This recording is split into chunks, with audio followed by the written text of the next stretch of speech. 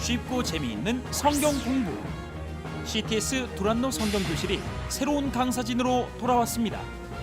깊이 있는 영성의 대가 동두천 두레수도원 김진홍 목사, 크리스천 경제학의 절대 강자 동대전 성결교회 허상봉 목사, 한국교계의 새바람 인천 제2교회 이건영 목사, 성경 통독의 달인 조이교회 조상현 목사, 4명의 강사 목사와 새롭게 시작하는 CTS 두란노 성경교실, 지금 시작합니다.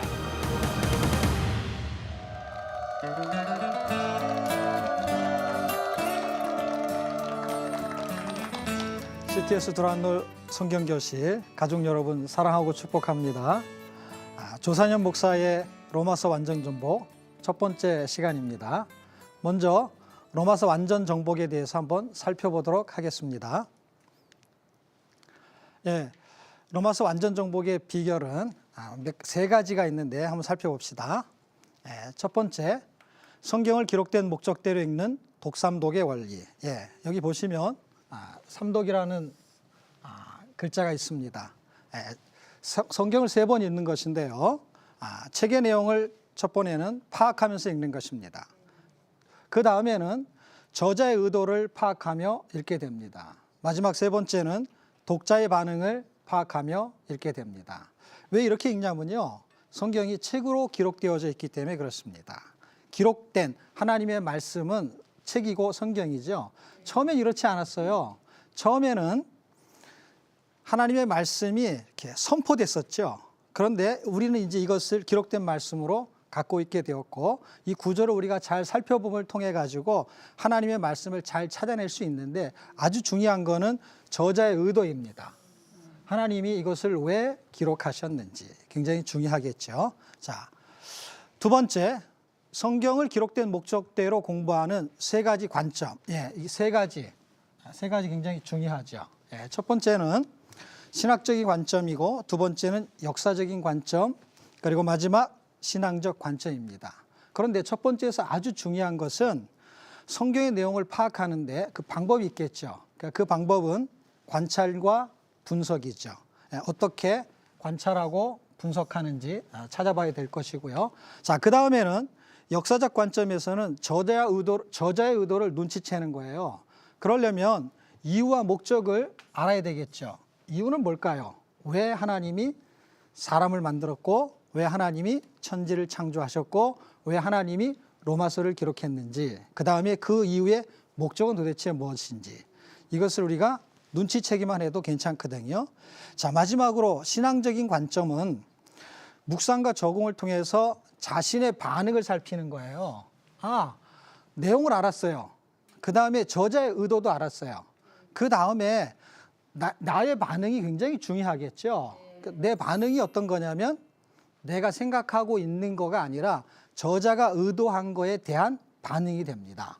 자, 여기서 굉장히 중요한 것은 성경의 내용을 파악하는 거, 그 다음에 저자의 의도를 눈치채는 거, 요게 안 되면은요, 3번째 게 안 돼요. 왜 안 되냐면 무슨 의미인지를 몰랐기 때문에. 자, 그러면 이것은 어떻게 합니까? 묵상을 통해서 해낼 수가 있겠죠. 자, 이제 3가지 관점을 통해 갖고 나타난 현상들이야. 그럼 성경의 내용은 도대체 뭡니까? 성경의 내용은 복음이죠. 누구의 복음이냐면 그리스도의 복음입니다. 자, 그 내용을 잘 살펴보면 성경은 총 몇 권으로 되어 있냐면 66권으로 되어 있어요. 그런데 내용이 굉장히 많을 거 아니에요. 그렇죠? 굉장히 많은 내용이 2가지로 함축할 수가 있어요. 그게 뭐냐면 하나는 사람들의 죄예요. 그런데 하나님은 거룩하시다는 거예요. 창세기서부터 요한계시록까지의 내용은 다양한 것은 분명합니다. 그렇지만 다 살펴보면 사람들이 불순종했다는 이야기가 굉장히 많이 나옵니다. 그럼 불순종한 거에 대한 하나님의 거룩은 무엇이냐? 하나님의 의도로 확인할 수가 있겠죠. 하나님은 왜 성경을 기록했을까요? 구원하려고. 자, 그런데 저자의 의도가 아까 지난번에 살펴본 바에 의하면 역사적인 관점이라 그랬죠. 역사적인 관점은 무슨 뜻이냐면 원 포인트 원 스토리라는 뜻이에요. 그 이야기는 진화론 같은 경우는 시작과 끝이 불분명합니다. 그런데 성경은 시작이 있고 끝이 있어요. 시작은 쉽게 말하면 창조고 끝은 종말이죠. 그 시작과 그 마지막에 목적이 있는데 그게 구원이라는 거예요. 자, 그 구원은 누굴 구원하냐? 사람을 구원하는 거예요. 그럼 구원하는 목적은 뭡니까? 하나님이 영광을 받으시려고 하는 것이죠. 하나님의 영광이 있습니다. 자, 여기까지 우리가 파악하고 알았습니다. 그런데 이제 마지막 자신의 반응은 뭐냐는 것이죠. 그 반응은 순종의 결단을 내리는 거거든요. 왜 그러냐면 하나님께서 사람들의 죄를 해결하셨어요. 그리고 의롭다고 하셨어요. 그런데 그 의롭게 만든 그 사람을 하나님은 거룩하게 살기를 원해요. 성경은 이렇게 말해요. 내가 거룩하니 너희도 거룩하라. 근데 사람이 거룩하게 살 수가 없거든요, 사실은. 그 거룩하게 살 수 있는 방법은 뭐냐면 순종을 하면은 하나님의 거룩에 들어가게 됩니다. 순종을 하게 되면. 자, 그런데 하나님이 사람을 만든 목적은 영광을 받으시려는 거예요. 순종을 하면은 하나님의 거룩에 들어가요. 그러면 하나님이 영광도 받으세요. 자, 그러려면은 순종을 결단하려면 두 가지를 해야 되는데 하나가 뭐냐면 묵상을 해야 되는데요. 그 묵상은 내가 구원받은 걸 묵상하는 거예요. 내가 어떻게 구원받았지? 그 다음에 이걸 적용하는 거거든요. 그 적용은 순종을 할 것이냐 말 것이냐 이게 중요한 거예요. 우리는 순종을 한다고 생각하면서 하나님의 말씀을 읽고 그대로 살려고 해요. 우리는 이걸 묵상이고 적용이라고 해요. 그런데 이게 잘 돼요, 안 돼요? 안 되면 이걸 뭐라 그러냐면 묵살이라 그래요. 묵상을 하고 적용으로 안 가면은 뭐가 된다고요? 묵살이 되는 거예요. 하나님의 말씀이. 자, 이런 로마서를 완전히 정복하기 위해서는 몇 가지의 구조와 원리를 가지고 있어야 되는데 그렇게 어렵지 않죠? 네, 아주 간단합니다. 자, 이런 방법으로 로마서를 공부해 보는 거예요. 자, 성경을 기록된 목적대로 로마서를 읽고 공부한다. 처음에 우리가 어떤 방식으로 읽는지를 설명했고 그 다음에 공부하는 관점을 세 가지 설명했어요. 그렇죠? 그럼 이제 로마서를 해야 되니까 로마서를 그 세 개의 구조 속에 집어넣는 거예요. 그 세 개의 구조 속에 들어있는 로마서 1장에서 8장 여기까지를 우리는 신학적인 관점으로 한번 살펴보겠다는 거예요. 신학적이라는 건 어렵지가 않아요. 이게 이론이라고 생각하면 돼요. 뭐라고요? 이론이에요. 그 다음에 신앙적인 거는 쉽게 생각하면 돼요. 이거는 실천이라고 생각하시면 돼요. 이론을 가지고 실천을 하게 되는 것이죠. 근데 이론의 내용이 뭐냐는 거예요. 로마서 이론의 내용이 1장에서 8장까지의 내용은 구원을 얻게 되는 내용이 나오는데 구원을 어떻게 받느냐? 구원은 믿음을 통해서 받을 수 있다라는 얘기를 하게 되는 것입니다. 자, 그러면 신앙적 실천을 어떻게 합니까? 실천은 결론은 순종이죠. 그런데 순종은 어떻게 하느냐? 순종도 여전히 믿음으로 할 수 있다 하는 이야기를 전개시켜 나갑니다.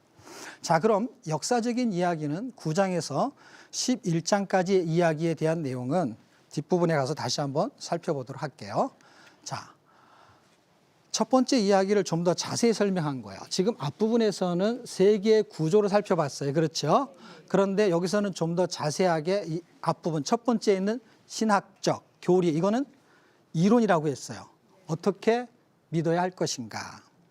자, 1장에서 4장은 칭의는 뭐냐면 의롭게 된다라는 것을 함부로 말한 거예요. 쉽게 생각하시면 되고요. 그 다음에 성화라는 거는 거룩하게 사는 거에 대한 이야기를 하는 것이죠. 이게 1장에서 8장까지를 둘로 나눌 수가 있는 거예요. 둘로 나누는데 1장에서 4장까지는 이게 1장, 2장, 3장, 4장 이런 식으로 되어 있습니다. 그러면 1장의 제목은 하나님의 복음이고 오늘 우리가 주요하게 다룰 1장의 내용도 여전히 제목은 하나님의 복음에 대한 이야기를 다루게 될 거예요. 자, 이게 누구한테 필요한 거냐면 사람한테 필요해요. 자, 보세요. 손가락 이렇게 5개 있죠? 자, 사람에게는 뭐가 필요하냐면 칭의, 구원이 필요해요. 그런데 그렇게 해가지고 구원을 받게 되잖아요. 그럼 우리는 뭐라 그러냐면 성도라 그래. 그렇죠? 성도에게 필요한 거는 거룩이에요. 근데 요거를 4장씩을 어떻게 하면 손가락으로 해볼 수가 있어요. 사람에게 하나님의 복음은 심판과 구원으로 하나님의 약속이 기준이 돼요. 자, 그러니까 약속을 붙잡아야 돼. 약속을 어떻게? 약속을 믿어야 되는 거예요. 누구의 약속이요? 하나님의 약속이겠죠. 자, 그래서 뭐가 됐어요? 성도. 하나님의 자녀가 됐어요. 그러면 성도는 이 네 가지가 필요한 거예요. 성도는 하나님과 화평하고, 하나님하고는 관계가 좋아야 돼요. 그 다음에 그리스도하고는 연합하는 거예요.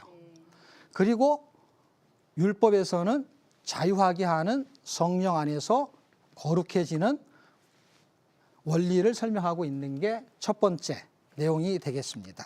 자, 그러면 두 번째 아까 살펴보기로 한 것이 이것입니다. 역사적인 거란 건 뭐냐면 역사적인 거는 처음과 끝이 있다라는 기준이에요. 그래서 과거와 현재 그리고 미래 상태로 살펴보려고 합니다. 자, 여기 보게 되면 믿음은 그럼 어떤 경로를 통해서 오게 되느냐 하는 이야기를 하고 있는 것이죠. 자, 구원은 하나님의 선택에 의해서 이루어지게 되는 거예요. 하나님이 택정하셔야 되고 하나님이 계획하셔야 돼요. 그래서 이 전체적인 내용은 구원에 대한 하나님의 계획이고 그 계획은 어떤 경로를 통해서 오느냐 할 때 하나님의 선택으로 출발하게 됩니다. 자, 그 다음에는 하나님께서 계속해서 복음을 전해요. 이 10장의 내용이 하나님의 열심이죠. 복음을 전하는데 이스라엘의 현재 상태는 어떠냐? 불순종한 상태예요. 지금은 어떻겠어요? 지금도 하나님이 열심히 복음을 전하죠. 선지자를 통해서 아니면 선교사를 통해서 복음을 전해요. 그런데 지금도 여전히 불순종하는 세력들이 있지요. 그럼에도 불구하고 하나님은 열심이라는 건 뭐냐면 하나님이 열심히 복음을 전하겠다는 거예요. 그러면 하나님이 선택한 상태에서 하나님의 열심히 움직이면 마지막 미래는 어떻게 되느냐? 하나님의 주권, 하나님이 반드시 선택한 사람은 반드시 구원하시겠다 하는 내용을 다루고 있습니다. 자, 그러면 여기서 우리가 살펴볼 수 있는 구조는 뭐냐면 우리가 하나님의 자녀가 되기 위해서 칭히 의롭게 되려면 뭐가 필요하냐면 이렇게 하나님이 구원에 대한 계획이 필요합니다. 자, 그 다음에 이제 마지막에 그럼 어떻게 우리가 살아야 되느냐 할 때 이렇게 살아기 위해서 하나님이 우리를 구원하신 거예요. 근데 이렇게 살려면은 쉬운 일이 아니거든요. 왜 쉬운 일이 아니면 이 순종의 삶이라는 게 쉬우면 모든 사람이 다 순종하겠죠. 이 순종이 되게 어렵거든요. 근데 순종이 어렵지만 순종의 방식이 있어요. 어떻게 하면 순종할 수 있느냐? 그건 아까 5장에서 8장을 살펴봤죠. 성도는 하나님과 화평하고 그리스도하고는 연합하고 율법에서는 자유하고 그 자유케 하는 성령 안에서 거룩해지는 거예요. 그러니까 내가 순종할 수 있는 게 아니라 사실은 내가 하지만 어디 안에서 하는 거예요? 성령 안에서 거룩해지는 거예요. 그게 교리예요. 그게 원리예요. 그 다음에 이거는 실천이에요. 자, 그렇게 되면 어떻게 살아야 되느냐? 하나님을 기쁘시게 하는 삶을 사는 거예요. 이게 다른 말로 말하면 영광이 되겠죠. 잘 써집니까? 잘 보이십니까? 네. 예. 하나님의 영광을 돌리기 위해서 그리고 순종하는 거고 하나님의 영광을 돌린다는 거는 하나님을 기쁘시게 한다는 얘기겠죠.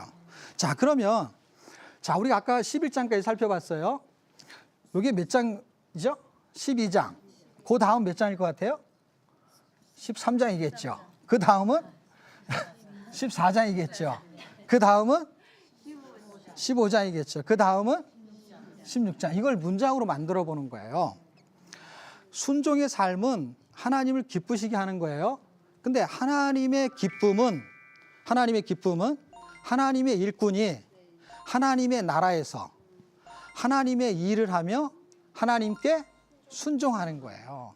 결국 기쁘시게 하는 게 순종으로 끝나는 거고 우리가 마지막 주 16주 되는 그 날에 공부할 내용이 하나님께 순종이 되는 것이죠. 예. 출발과 끝이 아주 명확하고 명쾌하죠. 자, 여기까지가 서론이에요. 예. 왜냐하면 로마서를 완전 정복하기 위해서는 어때요?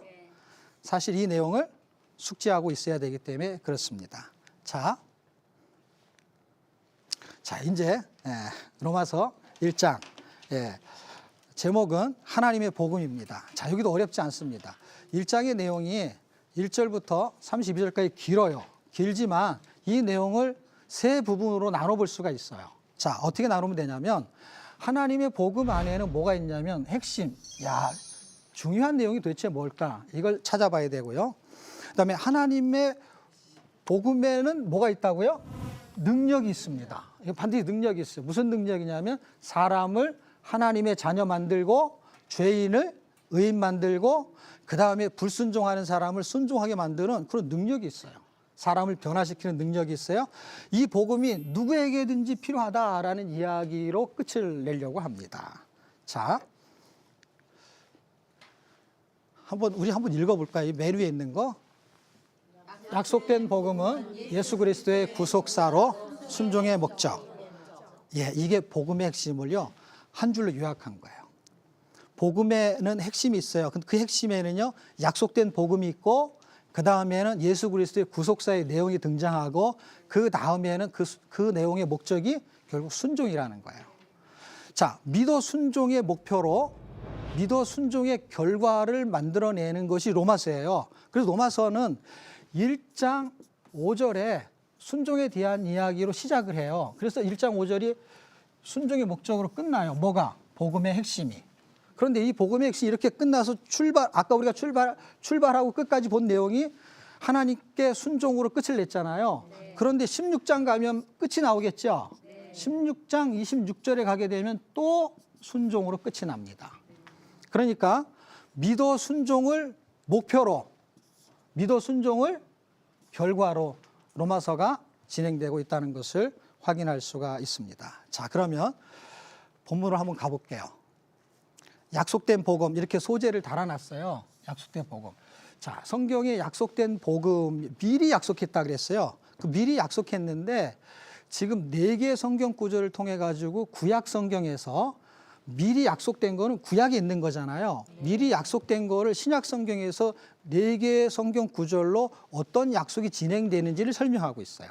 자, 그럼 일단 로마서를 먼저 살펴보면은 자, 1절에서는 하나님의 복음이라는 내용이 나오죠. 그렇죠? 예, 이걸로 제목을 잡은 거예요.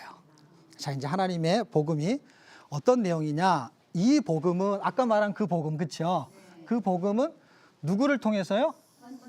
예, 선지자를 통해서 그의 아들에 관하여 성경에 미리, 왜 미리겠어요? 선지자가 구약이었으니까, 그렇죠? 미리 약속해 놓은 게 있어요. 그래서 도대체 어떤 약속인가를 살펴보면 언약을 성취하기 위한 구약에서 언약을 설명하고 그것이 성취가 되는데 어떤 얘기냐면 아들을 낳을 것이라는 얘기예요. 그래서 예수님을 탄생시키겠다는 얘기예요. 그 이야기가 22절에 가게 되면 등장하죠. 자, 22절에 누가 하신 얘기로? 선지자로, 여기서 선지자가 나오잖아요. 자, 이 이야기는 BC 700년경에 이사야라는 사람이 예수님이 이 땅에 오실 겁니다. 이렇게 말했어요. 그것이 선지자로 하신 말씀을 이루려고 하나님이 미리 성경에 약속을 해놨다는 것이죠. 이게 이루어진 거예요. 700년 지나고 나서. 어떻게 이루어졌느냐? 이렇게 보라 처녀가 아들을 낳을 것이요 그 이름을 임마누엘을 하리라. 이걸 번역하면 하나님이 우리와 함께 계시다. 이렇게 돼 있습니다. 이 이야기는 이사야서의 말씀이에요. 정말로 이루어졌죠. 놀랍죠. 자, 그런데 하나님의 약속이 언약이 성취돼서 그분이 탄생으로 이루어졌어요. 근데 탄생해서 뭐 할 거냐 이거예요, 도대체. 자, 출발하고 있는 거예요. 자, 한 가지 초점을 향해서 움직인다. 성경이 66권이잖아요. 그런데 원 스토리, 원 포인트예요. 그러니까 한 가지의 초점을 향해서 한 가지의 이야기가 진행되는 거예요. 그 이야기에 선지자들을 통해 갖고 지금 뭔가를 쓰고 있는 거예요. 그렇죠? 어떻게 쓰냐면 여러 부분과 여러 모양으로. 자, 이걸 잘 종합해 보세요. 한 가지를, 이게 여러 가지가 아니에요. 여러 가지가 아니고 한 가지를 여러 부분과 여러 모양으로 말씀하신 하나님이, 그러니까 한 가지가 누군지를 찾아내기만 하면 돼요. 그런데 사실 우리는 알고 있어요. 왜냐하면 그분이 예수님인 것을 알고 있습니다. 자, 이 초점을 가진 이 하나님의 복음이 어떻게 완성을 되냐? 우리가 아까 처음에 살필 때는 약속된 복음이었어요. 그렇죠? 그런데 이거는 완성된 복음으로 가는 거예요. 어떻게 완성하느냐 할 때 일곱째 천사가 소리내는 날 그의 나팔을 불려고 할 때 하나님이 그의 종 선지자들, 또 선지자가 나오죠. 그렇죠? 지금 4번 나오고 있는 거예요. 그 선지자가 전하신 뭐 같이요? 복음과 같이 뭐가 이루어져요? 하나님의 그 비밀이. 이 비밀이 뭔지를 제가 설명을 해보려고 합니다. 자, 첫 번째, 복음의 핵심, 구속사의 구조. 자, 구속사의 구조가 있습니다. 복음의 핵심에서는 어떤 구속사의 구조를 가지고 있냐면 이미와 아직이라는 구조를 가지고 있어요. 그러니까 이미라는 건 뭐냐면 이미 구원 받았어요. 그런데 아직은 구원이 완성되지 않았어요. 근데 아까 우리가 살펴본 요한계시록 10장 7절의 말씀을 보면은 마지막 때가 되면 완성이 이루어지죠. 그렇죠? 그때는 언제예요? 예수님의 재림을 말하게 되는 것이죠. 자, 요 사이에 뭐가 있어요? 요 사이에 뭐가 있을까요? 과거, 미래, 다음에 뭐죠? 네, 현재가 되는 것이죠. 도대체 현재는 뭐냐? 이미와 아직에는 긴장감이 있어요. 왜 그러냐면 이미 구원을 받았어요. 그런데 아직 구원의 완성은 이루어지지 않았어요. 그래서 이게 구원 받은 건지 안 받은 건지 막 헷갈리게 되잖아요. 그게 긴장감이 있어요. 그래서 현재 우리의 어떤 노력에 의해서 구원이 완성될까? 그렇지 않습니다. 왜냐하면 현재 우리의 노력이 구원을 완성시키는 의미를 설명하는 것이 아니라 구원받은 사람은 반드시 하나님이 구원을 완성시킬 거예요. 그런데 어떻게 살아야 되느냐 하는 이야기를 쓰고 있는 거예요. 이 이야기는 결론을 내면 순종이에요. 그렇지만 이런 단어적으로 말하게 되면 구원의 삶이죠.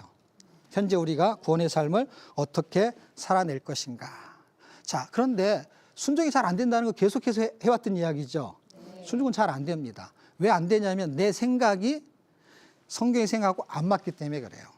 그러면 저 작업은 무슨 작업이냐면 내 생각을 벗겨내는 작업이에요. 내 생각을 벗겨내야만이 순종할 수가 있어요. 자, 이런 구속사의 구조를 갖게 됩니다. 왜냐하면 예수 그리스도의 복음은 구속사, 구속사는 다른 말로 말하면 그리스도의 생애와 사역에 대한 계시적인 예언을 말해요. 근데 이건 무슨 얘기냐면요. 계시적인 예언은 구원을 역사적으로 진행시키겠다 하는 이야기예요. 그리고 구속사는 다른 말로 말하면 구원 역사가 되는 것입니다. 자, 복음의 핵심 두 번째 이야기는 예수 그리스도의 구속사를 전개하는데 이게 3절과 4절에 등장해요. 이것을 어떻게 성경 구절이 성취하는지를 한번 살펴볼게요. 자, 그의 아들에 관하여 육신으로는 우리는 이걸 인성이라고 합니다. 예수님은 사람의 몸으로 입고 오셨어요. 그래서 어떻게 그렇게 이루어졌느냐? 이 약속들은 이게 이미 약속된 거라 그랬죠. 그렇죠? 하나님의 약속이에요. 아브라함과 그 자손에게 말씀하신 것인데 그 자손들이라 하지 않고 내 자손이라 하셨으니 곧 그리스도라. 아브라함한테 한 약속이 이삭이 아니고 그리스도였다는 것을 설명하고 있습니다. 자, 이게 메시아로 오시겠다는 이야기를 전개시키고 있고요. 자, 그 다음에 1장 4절에서는 신성, 그분은 하나님의 아들이라는 거예요. 그럼 하나님의 아들이 무슨 일을 하려고 이 땅에 오셨냐는 거예요. 그러니까 그분이 하나님인데 사람으로 오셨어요. 그런데 그 사람으로 오신 분이 하나님이라는 거예요. 그 이야기를 한번 풀어보겠습니다.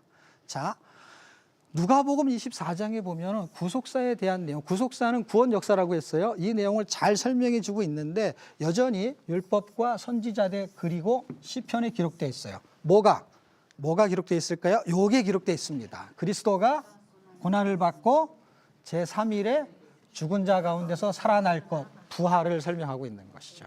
예, 이게 구속사의 진리인데 아까 1장 4절의 이야기를 설명하고 있는 것이죠.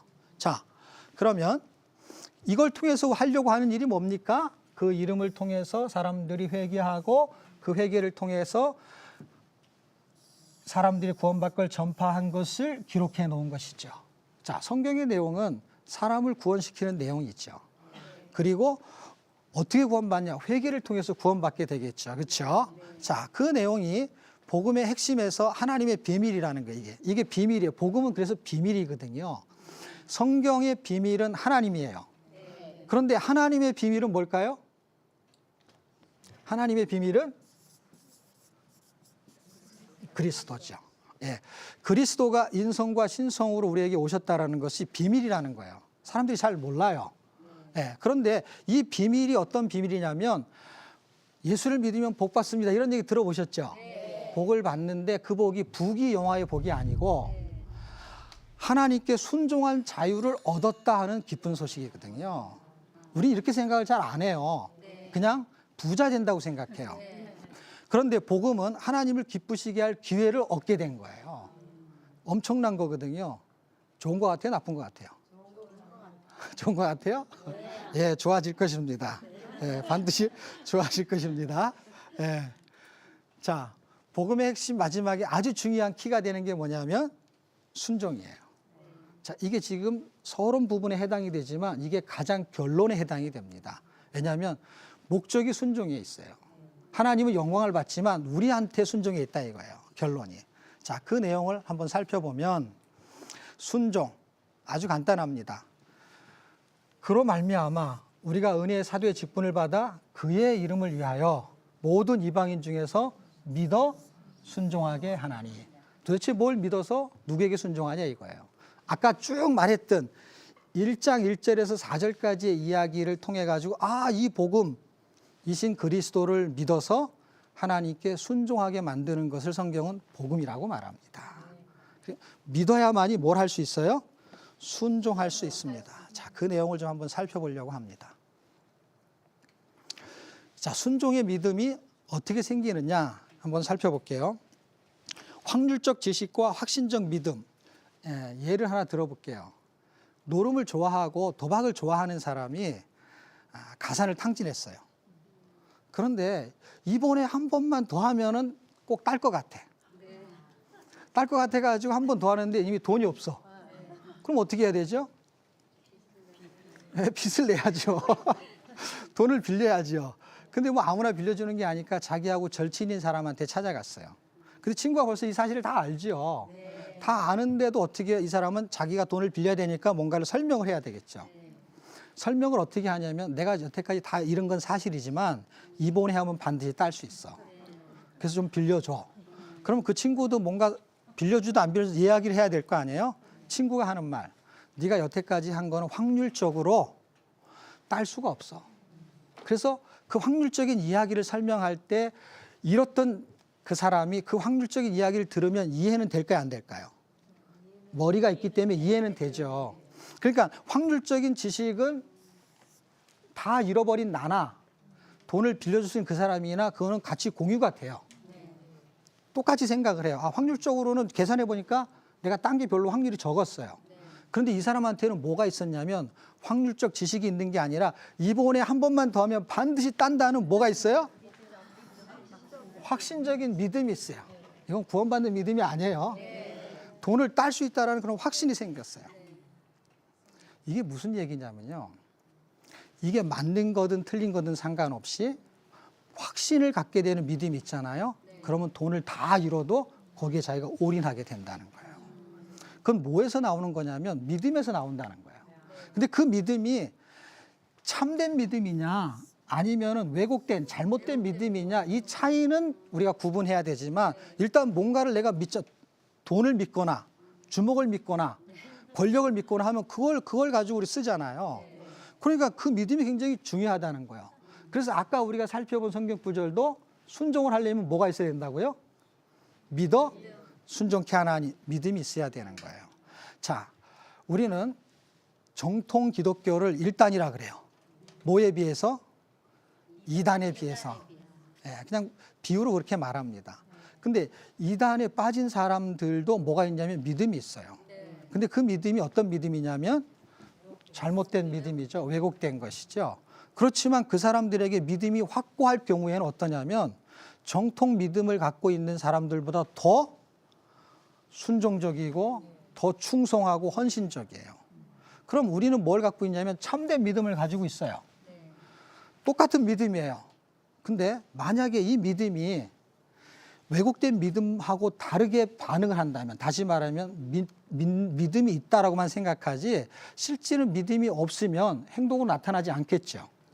근데 놀랍게도 이 사람들은 정말 뭘 믿고 있었어요. 그런데 잘못된 거예요. 그런데 그 사람들은 그렇게 살아요. 그런데 정통 기독교인 중에는 믿음이 있다고 하는데 이걸 믿음대로 못 사는 사람들이 있어요. 도대체 왜 그럴까요? 그거는 믿음이라고 생각하는 거를 다른 걸 믿음이라고 생각해서 그래요. 어떤 거냐면 지식을 믿음이라고 생각해서 그래요. 내가 성경을 많이 알면은 내가 믿음이 좋다라고 생각하는 거예요. 내가 헌금을 많이 하면은 믿음이 좋다라고 생각하는 거예요. 내가 헌신과 충성을 많이 하면 믿음이 좋다라고 생각하는데 믿음은 그렇게 오는 것이 아니죠. 지식에서 오는 것이 아니고 경험에서 오는 것이 아닙니다. 자, 왜 그러냐면 히브리서 3장 17절에서 19절에는 민수기의 이야기를 설명합니다. 근데 그 민수기의 이야기가 뭐냐면 이스라엘 백성들이 40년 동안 어떤 삶을 살았냐면 하나님의 큰 은혜를 받고 살았어요. 그들이 광야에서 살기 전에 어디서 살았냐면 애굽이라는 동네에서 살았어요. 근데 그 애굽이라는 동네에서 살았을 때 그들은 종이었었어요. 종살이를 했는데 하나님이 10가지의 기적을 통해 가지고 그들을 살려냈어요. 자, 근데 10가지의 기적을 경험했어요. 놀랍죠? 경험 지식이에요. 그래서 그들이 어디를 빠져나왔냐면은 홍해를 건너서 광야로 돌아오게 됐어요. 그런데 홍해라는 곳이 어떤 곳이냐면 그 홍해는 물이 굉장히 많은데 거기를 그냥 맨몸으로 건너왔다라는 거예요. 놀라운 일이죠. 그리고 자기가 노력하지 않았는데도 불구하고 하늘의 만나를 먹고, 예? 굶지 않았어요. 이 의복이 헤어지지 않고 이 발이 부르트지 않았다. 신발이 부르트지 않았다는 거예요. 그러니까 신발이 헤어지지 않았다는 얘기죠. 이게 기적이죠. 어마어마한 기적을 경험했으면 하나님이 말씀하는 걸 순종하기가 쉬울까요? 어려울까요? 쉽죠. 그런데 히브리서 3장 17절에는 그들이 하나님의 진노를 받았다고 써 있습니다. 이유는 간단해요. 왜 그러냐면 그들이 순종하지 않아서, 불순종해서. 그런데 마지막 19절에는 뭐라고 써 있냐면 그들이 믿지 않아서 이렇게 써 있어요. 경험과 지식이 있음에도 불구하고 뭐가 없으면 순종할 수 없어요? 믿음이 없으면 순종할 수 없어요. 여러분, 로마서 완전 정복을 통해 가지고 믿음이 생기기를 축복합니다. 아멘. 믿음이 생겨야 순종할 수 있어요. 공부는 하면 지식은 생겨요. 근데 믿음은 공부한다고 생기는 게 아닐 수 있어요. 교회 오래 다닌다고 믿음이 많은 건 아니잖아요.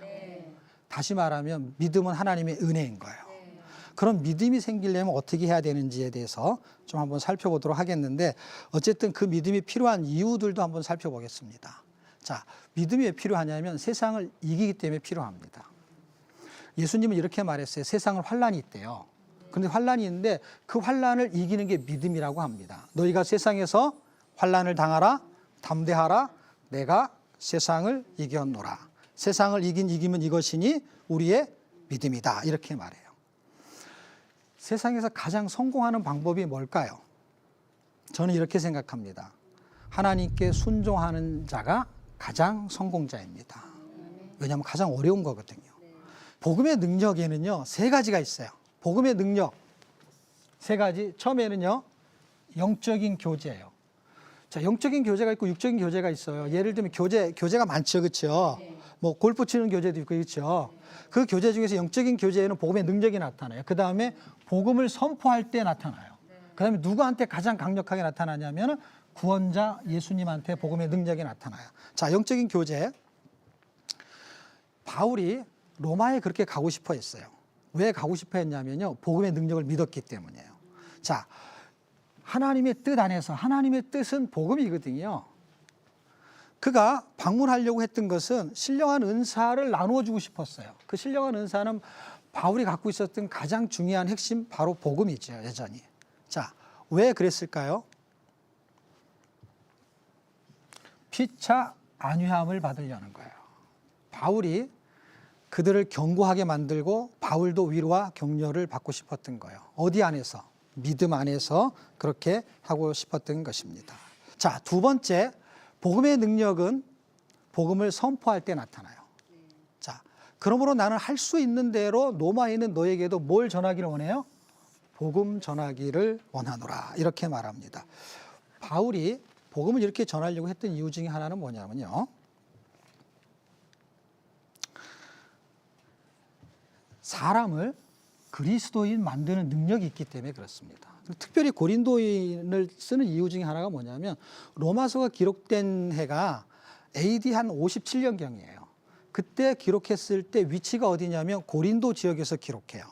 이때 한 3개월 거기에 머물게 되는데 고린도에 머물면서 로마서를 쓰게 될 때 고린도 사람들이 어떤 사람이냐면 저 사람은 고린도 사람 같아 이렇게 말하잖아요.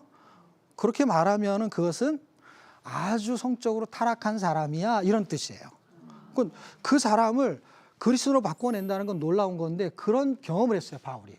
그래서 복음의 능력이 이렇게 대단한 걸 알고 그는 그 역할을 감당하기 위해서 로마까지 가려고 했던 거예요. 물론 로마에서 또 가려고 했던 곳은 스페인, 서바라는 지역에 가려고 했었습니다. 왜 그러냐면 복음의 능력은, 복음은 막 주절주절 설명하는 게 아니에요. 그냥 선포하는 거예요. 예수 믿으면 구원받습니다. 이게 그냥 선포예요. 그런데 복음은 이해하는 것이 아니라 믿는 것이에요. 왜냐하면 하나님의 말씀이 선포되잖아요. 하나님의 말씀이 이해가 안 되거든요. 왜 이해가 안 되냐면 사람이 사람으로 태어나지요. 개와 고양이가 사람으로 태어나거나 사람이 개와 고양이로 태어나거나 이런 일은 별로 없어요. 이런 일이 별로 없는 게 아니라 아예 없어요. 그런데 하나님이 사람이 됐다라는 게 꼭 그와 비슷한 거예요. 그거를 설명하지 않고 선포하는 거예요. 그냥 설명할 수가 없으니까요. 그래서 아까 제가 말한 게 뭐예요? 이거는 비밀이라는 거예요. 어떤 비밀이라면 성경은 하늘의 비밀을 갖고 온 하늘의 정보가 담겨 있는 책이에요. 그게 복음으로 설명하고 있는 거예요. 이 믿음이 생기면은 어떻게 바뀌냐? 고린도 사람, 고린도에 살았던 사람, 이런 사람들이 그리스도인으로 바뀌게 되는 것입니다. 좀 놀라운 것이죠. 자, 그러면 우리도 바뀔 수 있을까요? 우리도 바뀌죠. 죄인이 의인이 돼요. 사람이 하나님의 자녀가 돼요. 하나님이 사람으로 오셨어요. 사람이 하나님의 자녀가 돼요. 이게 쉬운 얘기가 아니죠. 이건 그냥 믿어야 될 이야기죠. 그런데 우리도 바뀐다는 거예요. 이 16강 가정을 통해 갖고 저와 여러분이 아름답게 바뀌기를 주의 이름으로 축복합니다. 예.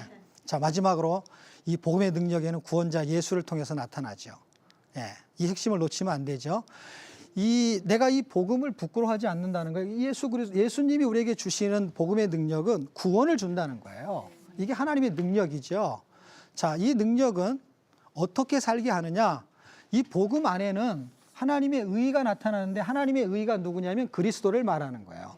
그리스도가 나타나가지고 어떻게 하게 되냐면 믿음으로 믿음에 이르게 하나니 해서 의로운 사람이 돼서 의인이 되잖아요. 그러면은 그 의인은 이 믿음으로 말미암아 산다는 거예요. 믿음으로.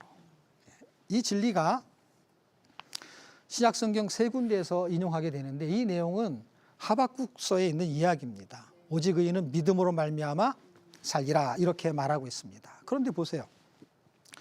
신약성경 세 군데 중에서 첫 번째 로마서가 인용하여 두 번째는 갈라디아서, 세 번째는 히브리서에서 인용하는데 첫 번째 인용하는 내용이 뭐냐면 믿음의 본질을 설명하는 거예요. 그 본질은 뭐냐면 믿음에서 믿음에 이르게 하는 게 뭐냐면 구원의 믿음이 순종의 믿음으로 끌고 가겠다는 거예요. 처음부터 끝까지 어떻게 해요? 지금부터 천국 갈 때까지. 점선이 아니고 실선으로. 오늘은 믿음으로 살았다가 내일은 믿음으로 안 살고 그러면 이게 점선이 돼요. 이렇게.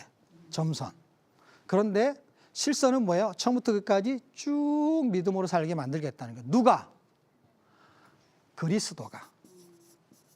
그리스도는 아까 뭐라 그랬어요? 하나님의 한 의가 그랬죠. 그리스도가 이렇게 살게 하겠다는 거예요. 내용은 뭡니까? 이렇게 살면 돼요. 내가 사는 게 아니라 그리스도가 나를 살게 해요. 그래서 믿음으로 산다는 게 내용이죠. 갈라디아서는 율법의 행위가 아니라 믿음으로 산다는 거예요. 그리스도가 나를 믿음으로 이렇게 살게 하겠다는 거예요.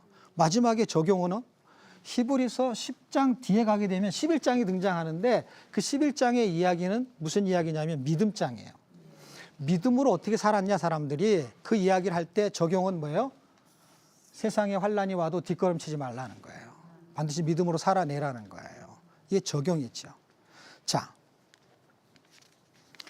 이 이야기는 종교교육의 핵심을 다루게 됩니다. 종교교육의 핵심은 믿음으로 얻는 구원이에요. 그러니까 믿음을 통해서 구원을 얻어요. 종교교역자들이 이 믿음으로 얻는 구원을 통해서 면죄부가 잘못됐다. 돈 주고 구원을 사는 게 아니라 믿음으로 구원을 얻는 거야. 이렇게 말했어요.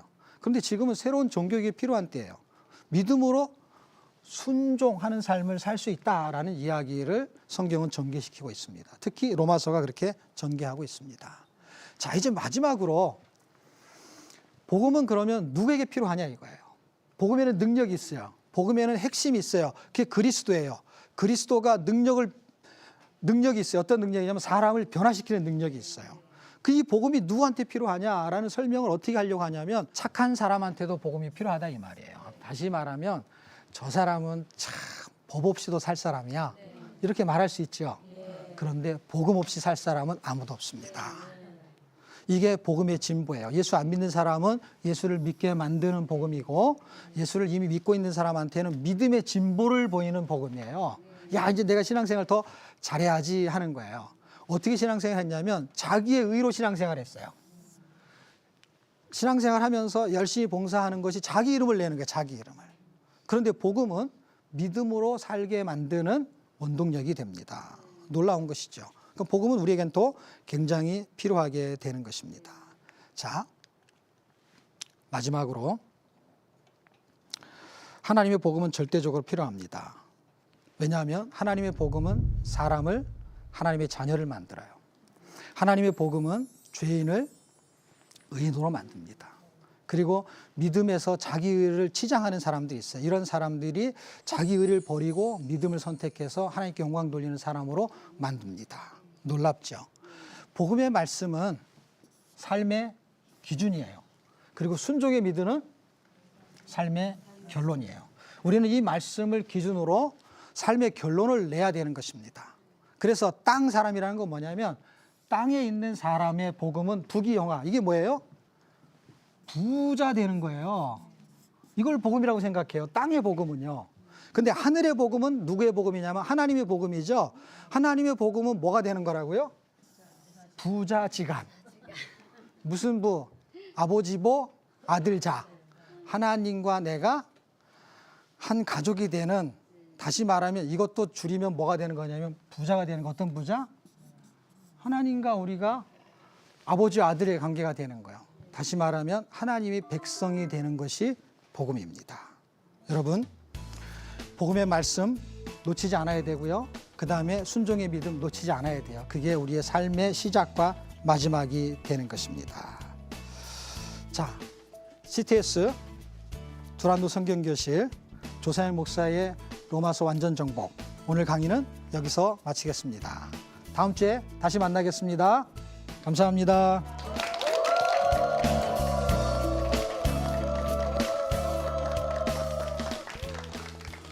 이번 주 시청자 퀴즈입니다. 태초에 하나님께서 처음으로 지으신 사람의 이름은 무엇일까요? 1번 가인, 2번 아담, 3번 아벨. 정답을 아시는 분들은 CTS 두란노 성경교실 홈페이지에 정답을 올려주시거나 우편으로 보내주세요. 선정되신 분에게는 CTS 두란노 성경교실 강사 목사님의 저서 중 하나를 드립니다. 이 프로그램은 CTS 방송가족의 사랑과 후원으로 제작되었습니다. 후원 전화 02-6333-1003번, ARS 060-800-1111번으로 전화주세요.